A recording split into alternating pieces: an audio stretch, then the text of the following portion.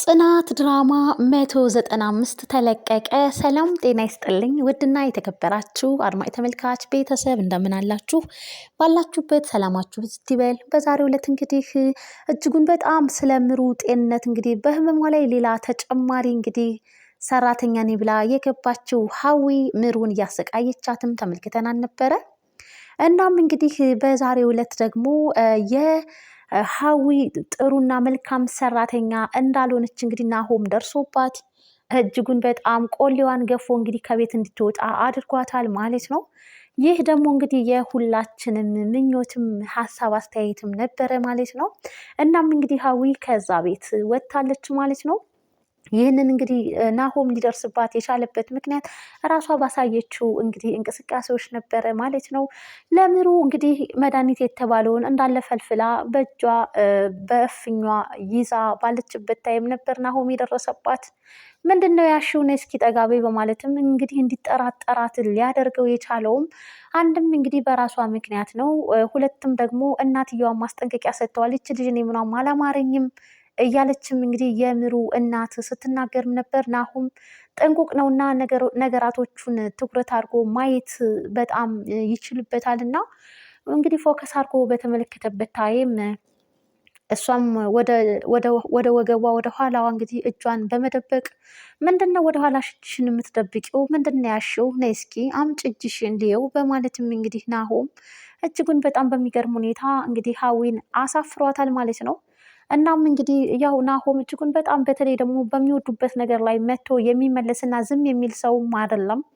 አንጠልጥሎ ነበር ከቤት የሚያስወጣት ማለት ነው። ምሩንም እንግዲህ ሄዶ በማየት እንግዲህ ምሩዬ ደህና እንደሆነችም እንግዲህ ተመልክቷል ማለት ነው። ነገር ግን ሀዊ ተከትላቸው አንተ እንዳስብኩ አይደለም እያለች እንግዲህ ነገሩን ለማጥፋፋትና ለማስመሰል ስትሞክር ናሆምም እንግዲህ ጉሮሮዋን አንቆ ሊደፋት ሲል ምሩ በቃ ይች ልጅ እኮ ሊገላት ነው ብላ እንግዲህ እሷም ብነሳ የሚል ሀሳብም ነበራት እንግዲህ በመጀመሪያ ማለት ነው። ለናሆም የሆነ ጽፌ ማስቀመጥ አለብኝ እንግዲህ ሀዊን በተመለከተ ስታስብም ነበር። ነገር ግን ምሩ እጅጉን በጣም በሚያሳዝን ሁኔታ ያው አንደበቷም ሆነ ሰውነቷም እንቅስቃሴ አያደርግም ማለት ነው።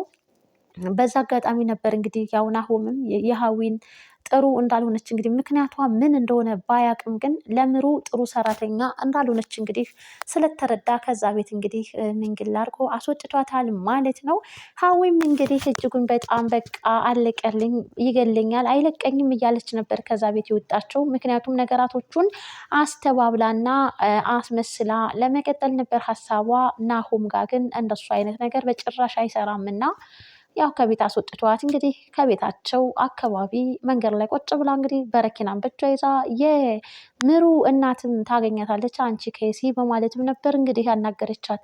እናንተ እንዳሰባችሁት አይደለም፣ እኔ እኮ ለራሴ ነበረ ያንን መድኃኒት ያዘጋጀሁት፣ በቃ በዚህ እድሜ በሰው ቤት ሰራተኛ ሁኜ እያለች እንግዲህ ሆድ የሚያስብስ ነገር ስታወራ ነበረ። ነገር ግን የምሩም እናት ልጅቱ ደስም አላሰኘቻትም እና መምከር ያለባትንና የሚጠቅማትን ነገር መክራት እንግዲህ በስራ ፈልገሽ ግቢ በማለትም ነበር ትታት ሄደችው። ይቺ ምን አይነቷ ጨካኝ አሮጊት ናት በማለትም እንግዲህ ሀዊ በረኪና ልጠጣ ልሞት ነው እያልኳት እንዴት ትታኝ ትሄዳለች ነበር ያለችው። የሚገርመውና የሚያሳዝነው ነገር ደግሞ እንግዲህ ትንሿ ዛሬ በኢዛና ቤት ነበር የተገኘችው። እንግዲህ ትንሿ እራሷን ስታ ኢዛናም እንግዲህ ኢዛና እንግዲህ ከጓደኛዋ ከመቅደስ ላይ ትንሿን አስጥሎ ነበረ ወደ ቤቱ እንግዲህ ህይወቷን የታደገላት ማለት ነው። መቅደስም እንግዲህ ጓደኛዋ የጓደኛ ክፉ ለማንም አይስጥ እንግዲህ እሷ ብር ተቀብላ ለወንድ ነበር የሸጠቻት ማለት ነው። እንግዲህ መቅደስ ያ እንግዲህ ትንሿን ልትሸጥለት ያለችውም ሰው ለመቅደስ ብር ሰጥቷል እና አሁን እንግዲህ መቅደስ ትንሿን ከየት ታገኛት? ብትወጣ ብትወርድ እንዲሁም እንግዲህ ትምህርት የሌለበትንም ቀን እንግዲህ ከመጨለሏ የተነሳ ዩኒፎርም ለብሳም እንግዲህ ትንሿን ስትጠባበቅ ነበረ። ትንሿ ምን ትሁን ምን ይግጠማት ምንም የምታውቀው ታሪክ የለም። ነገር ግን በነፍስ ነበር የምትፈልጋት ማለት ነው።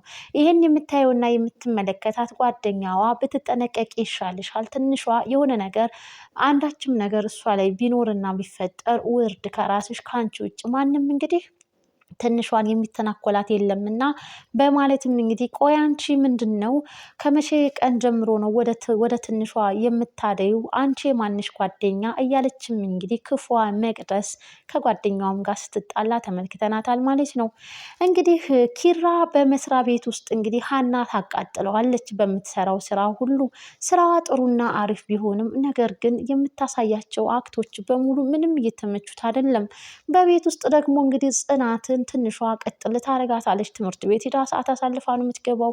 የሆነ ቦታም ተልካ እንግዲህ አርፍዳ ነው ዘግይታ ነው የምትደርሰው። እናም እንግዲህ ኪራና ጽናት አሁን ላይ ጽናት በአጋዧ በቤት ሰራተኛዋ ትቃጠላለች። ኪራ ደግሞ በኦፊስ በቢሮ በጸሐፊው በአጋዡ በምታግዘው ሴት እንግዲህ ይቃጠላል ማለት ነው። በጣም ነው የሚያሳዝነው ዕጣ ፈንታቸው።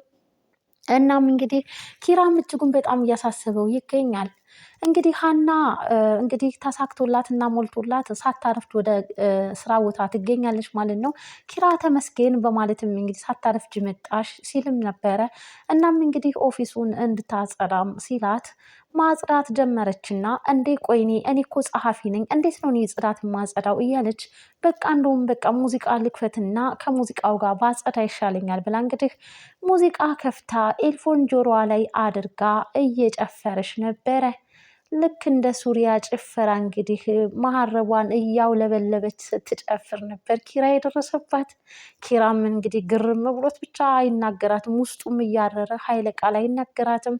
ከኋላ ዝም ብሎ እንግዲህ እየተመለከታትም በስተመጨረሻም እንግዲህ አላዩና አልሰማ ስትል እንግዲህ እጁን ጣል አድርጎ ይቀሰቅሳታል ማለት ነው። በጣም ደንግጣ እያውለበለበች ያለውን የአቧራ ማንሻ ወይም ደግሞ እንደ መሀረብ የተጠቀመችውን የኪራ እጅ ላይ ነበር ያለፈው ከድንጋጤ የተነሳ። እናም እንግዲህ ኪራ ከዛም ከቢሮ ያስወጣታል ማለት ነው። ኪራ እጅጉን በጣም እንዴት አድርጌ ነው ስራዋን ወዶላታል፣ ግን ተጨማሪ የምታደርጋቸውን ነገሮች በጭራሽ አልወደደላትም ማለት ነው። በሚገርም ሁኔታ እንግዲህ ሀና በኦፊስ ኪራን ታቃጥለዋለች። ትንሿ ደግሞ እንግዲህ በቤት ውስጥ እንግዲህ ጽናትን እየለበለበቻት ትገኛለች። ጽናትም ክፉኛ ተናዳባታለች። ኢዛናም እንግዲህ መቅደስ ክፉ ጓደኛዋ እንደሆነች እና መጥፎ እንደሆነች በሚሪንዳ ውስጥ እንግዲህ መድኃኒት አድርጋ እንዳጠጣቻት እንግዲህ ነግሯታል። ነገር ግን በጓደኞቼ መተክማ አንተ እውነት አለክ ልልክ አልችልም፣ ከጓደኞቼ ላይ ወረድ ብል በማለት በጭራሽ ልታምነውም አልቻለችም። እናም እንግዲህ ልሂድ አልሂድ ሲባባሉ እንግዲህ በሚገርም ሁኔታ እግሯንም ወለም ብሏት ነበረ። ኢዛና እንግዲህ ትንሿን አዝሎ እያንጎባለለ በአውራ መንገድ ላይ እንግዲህ እየመጡ ሳለ ኪራ ያገኛቸዋል ማለት ነው። ኪራ ከቤት ከመውጣቱ በፊት ጽናት እጅጉን በጣም ተናዳ እንግዲህ ስለ ትንሿ ስትናገርም ነበር። እባክሽን ተረጋጊ እንዳታረጅብኝ በንዴት እያለም ኪራም ሲያናገራት ነበረ።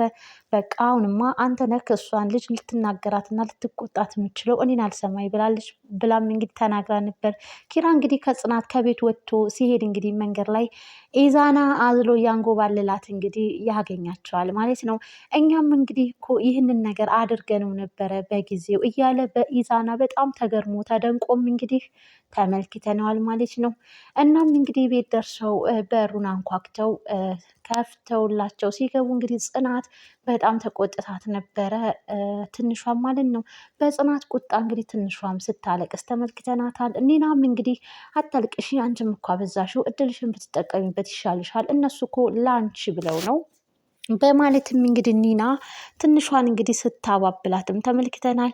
ስለ ኢዛናና ትንሿን እንግዲህ አንድ ላይ አይታቸው ኒና እጅጉን በጣም እንግዲህ ኒና መቼም ያየችውን ነገር ማሳለፍ አትፈልግም እና ስትነዘንዛቸውም ተመልክተናል። እንግዲህ ኢዛና የኒናን ምላስ በጣም ነው የሚፈራት እና እሱ ከበር ተመልሶ ሄዷል ማለት ነው። እናም እንግዲህ ትንሿ ጋር እንግዲህ ወሬ ጀምረዋል። አንቺና ኢዛና ጋር እንዴት ነው ግንኙነታችሁ እያለችም እንግዲህ መጠየቅም ጀምራለች። አንቺ ተደግፎ ስላመጣኝ ነው እንዴ ያዘለኝንስ ብታይ በማለትም ትንሿም ጨምራላታለች። ይባስም አዝሎሻል በማለትም እንግዲህ ኒና እጅጉን በጣም ይሄማ ጮማ የሆነ ወሬ ነው እያለች እንግዲህ ኒና ወሬ በጣም ትወዳለች እና ተመልክተናቸዋል ማለት ነው። ውድና የተከበራችሁ አድማጭ ተመልካች ቤተሰብ እንግዲህ ጽናት ድራማ የክፍል 195 ይህንን ተመልክተናል። ደስ የሚለው ነገር እንግዲህ ሀዊ ከዛ ቤት መውጣቷ ለምሩ እንግዲህ ስጋት አይኖርባትም ማለት ነው።